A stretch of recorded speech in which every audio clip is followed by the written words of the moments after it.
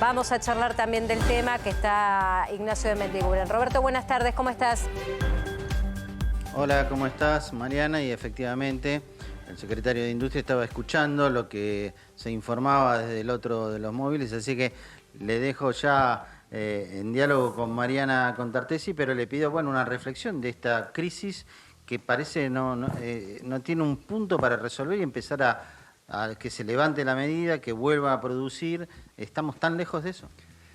Sí, yo pensé que hoy iba a haber una resolución más rápido, ya van más de 35 reuniones, ha habido acercamientos de todo tipo, pero siempre sobre la hora de poder concretar nace un nuevo impedimento. Y yo, con esto si bien es área del Ministerio de Trabajo, a mí como secretaria de Industria me preocupa mucho porque esta huelga está afectando a toda la cadena automotriz. Hay 5.600 personas en el gremio que hoy está con conflicto contra 75.000 personas de empleo directo en la cadena y 127.000 personas entre directos e indirectos en la cadena. Yo creí que iba a haber un acuerdo, estamos con un sindicato, bueno, que está muy bien que todos tengan el mejor salario posible que su sector puede pagar, pero estamos en un sector que de los 265 sectores industriales, este está número 19 entre los sectores que tienen mejor salario promedio. Y después tenemos una dificultad seria, porque al estar bloqueadas las plantas, tampoco puede salir el stock que hoy necesita la industria autopartista para poder seguir con la línea. Hoy están parando dos plantas importantes, como Toyota, Ford. Yo mañana he convocado a toda la cadena automotriz, con los sindicatos de la UOM, de ESMATA, por la preocupación que este paro está teniendo sobre toda la cadena laboral. Y además, este es un sector que la semana pasada, toda la cadena, logramos promover la ley de la industria automotriz.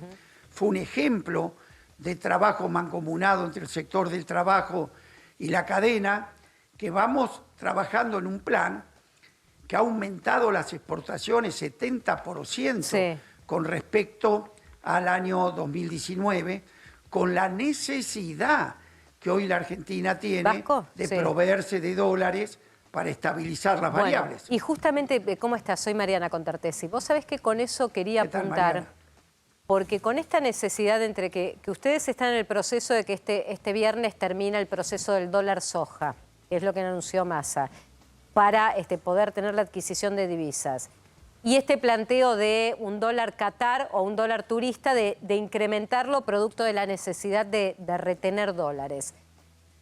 ¿Puede llegar el conflicto a un punto donde se tengan que importar neumáticos? Porque vos sabés bien como industrial que ambulancias, autobombas, utilitarios, camiones, tractores, por no decir después el resto del parque automotor, es un insumo esencial. Y va a llegar un momento en que va a haber gente que o va a tener paralizado lo que es su vehículo o va a apelar a pedirles la importación mayor de neumáticos.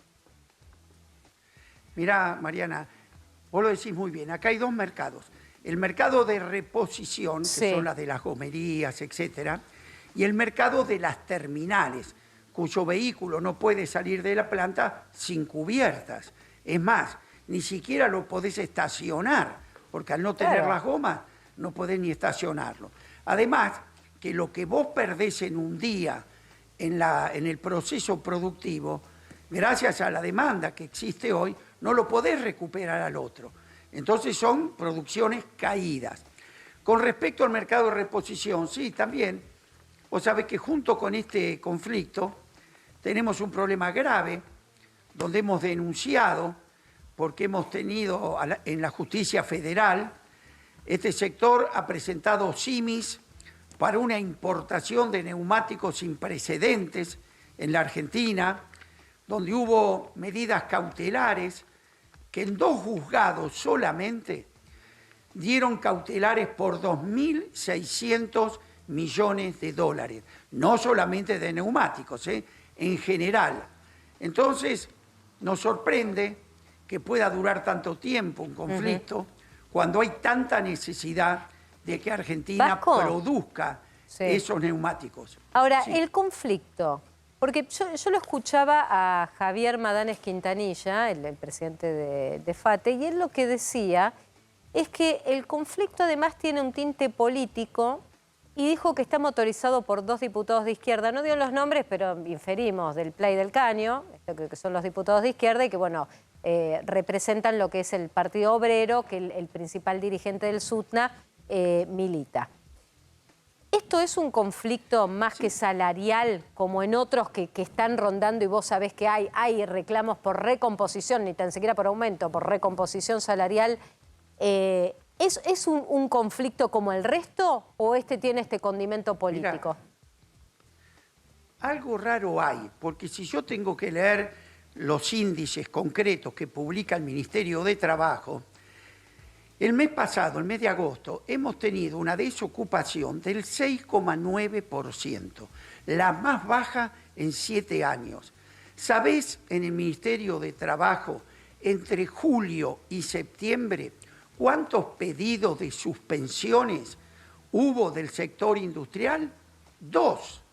Quiere decir que la conflictividad en el sector industrial hoy no está existiendo.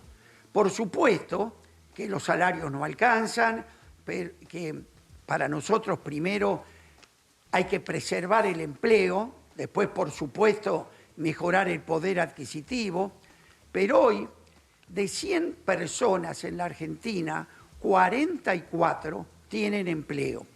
Estos índices hace mucho que no se ven en la Argentina y cuidado, entiendo que muchos empleados formales hoy por la inflación el salario no alcanza.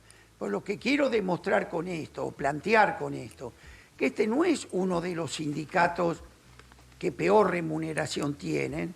Además están con un reclamo para modificar el tema horario de los fines de semana.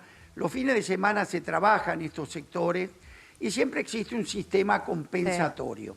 Bueno, también hay un reclamo de aumentar el 200% estas jornadas, los cuales también se está negociando y es difícil a lo mejor de encontrar el acuerdo. Claro. Pero yo creo que lo más importante es sentarse, entenderse, es un sector que tiene trabajo, no puede por ningún motivo 6 meses de conflicto, 32 reuniones de conciliación y cuando, insisto, la producción está garantizada y esperemos que lo levantemos rápido porque hay muchos sectores en la UOM, en ESMATA, en la industria plástica, en la industria textil, que depende de la cadena automotriz. Tal cual. Vasco, que sin ahora, cubiertas está claro que no podemos producir. No, yo más que nada, y ya lo quiero llevar ampliando un poco lo que es el conflicto de los trabajadores del neumático, con algo que vos decís con realismo, porque lo sabés, que hay muchos sectores de los trabajadores asalariados que no les alcanza y otros ni hablar de los que están en la informalidad, que esos, llegar con ellos es mucho más difícil. Ahora, ¿cómo se negocia una paritaria, Vasco, del 100% de inflación? Porque el sindicato del seguro la cerró, la tiene, bancarios va a ir igual, pero son como particularidades por el tipo de tareas que tienen y por la generación de recursos que tienen. Pero ¿cómo hacen el resto de los gremios y trabajadores que nos están viendo y dicen, la verdad yo estoy lejos de una paritaria o de un aumento de mi salario del 100%, que es a lo que va la inflación este año? Muy importante esto, pero también es ver cuál es la definición política que ante una crisis mundial, hoy el mundo está acudiendo la peor crisis de inflación desde la Segunda Guerra Mundial. Bueno, en la Argentina ni que hablar, entramos a la crisis internacional con el 54% de inflación. Pero en todo esto, el gobierno tuvo una decisión política de que hay que ir a un plan de estabilización pero defendiendo el poder adquisitivo del salario. Esto es muy novedoso. Todos los planes anteriores de estabilización partieron como primer elemento de ajuste el salario. La tablita de Machinea, sí, en el 2001 López Murphy, Patricia Bullrich, quitándole, no aumentándole, restándole el 13% ¿Y ahora cuál sería la del salario diferencia? a los jubilados. La diferencia ahora que estamos convocando, se convocó al Consejo del Salario, se está pidiendo que trabajadores y empresarios se sienten a negociar, será con una suma fija, será por la paritaria, se podrá cerrar por un tiempo con cláusula de reajuste, pero lo que está claro sí, que hay una decisión política de este ajuste sea manteniendo el poder adquisitivo sí, y paralelamente demostrar que es con el crecimiento económico que salimos. Y, vos fijate sí, que esta cadena automotriz, acabamos de anunciar alivio fiscal para las exportaciones adicionales, en la ley de agroindustria vamos con el mismo proceso, es decir, todo lo que se cree sí, adicional, más dólares que necesitamos, van con alivio fiscal, lo mismo al sector petrolero, es decir, simultáneamente con este plan de estabilización sí, tenemos un shock de propuestas para aumentar las exportaciones. Y te pregunto en estos términos, porque mientras hay un sector de la CGT que se reúne con Alberto Fernández en Olivos, yo te pregunto a vos, y también como representante del Ministerio de Economía y del equipo de Massa, ¿bono generalizado para los trabajadores, sí o no? A ver, yo en eso, fíjate que no opino, lo que sí, por eso te digo, hay que dejar que esto se debata. Están quien quiere un bono, otros que dicen no, es la paritaria porque es el que mejor conoce cada uno de los sectores. Podrá ser un camino o el otro, pero lo importante que este tema está en la agenda no es que por un lado yo te hablo de estabilidad, ajustando salarios como primer requisito, que esto se hizo antes, sin ningún resultado, por supuesto, porque aquel ajuste de quitar el sueldo a los jubilados, a los 3 meses terminó con que el Fondo Monetario te quitó el banquito y te llevó a la peor crisis social, política y económica. Por lo tanto, volver con aquellos planteos es incomprensible. Sí.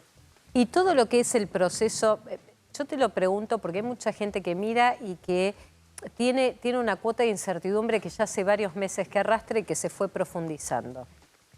Y estamos entrando en la última etapa, la más fuerte del año, o sea, en el último trimestre del año, octubre, noviembre y diciembre. ¿Qué es lo que tienen que esperar los argentinos? Contención de la inflación, que se eleven precios en algún sector en particular, un poco para poner las cartas sobre la mesa de cuál es la economía que se nos viene, te lo digo más cortoplacista, si querés, de acá a fin de año. Sí. A ver, lo primero no tenemos que olvidar que hace un mes y días estábamos con un escenario apocalíptico, ¿no? Que íbamos al default en pesos, que el dólar se iba a 400, que estábamos sin reservas, que teníamos roto todos los compromisos, las relaciones internacionales. Bueno, en 30 días se despejaron, todos estos planteos se cumplieron, hubo un aporte de reservas que superó lo que se había pedido, se alejó definitivamente la posibilidad de un default en pesos, se recompuso la relación con los organismos internacionales de crédito y el dólar, más que dispararse a 400, bueno, lo tenemos cómodo por debajo de los 300. Primera etapa era esta, estabilizar. En aquel momento era imposible fijar un precio. Todo el mundo se cubría y por las dudas te aumentaban para cubrirse. Y hoy, ¿qué sucede? Que ninguno de esos escenarios se dio. Y sin embargo, muchos no retrotrayeron los precios a aquel escenario que imaginaban. Entonces hay que apelar a una responsabilidad nuestra, de los empresarios, para poder, desde la estabilidad, dar el salto al crecimiento. Bueno, esperemos, Vasco, que esto por lo menos hoy salga no pareciera algún tipo de solución, sino algún tipo de diálogo de cuarto intermedio, pero para salir de esta crisis profunda que tiene parte del sector paralizado. Gracias por esta charla. Nosotros vamos a hacer lo imposible para lograrlo. Gracias, Vasco.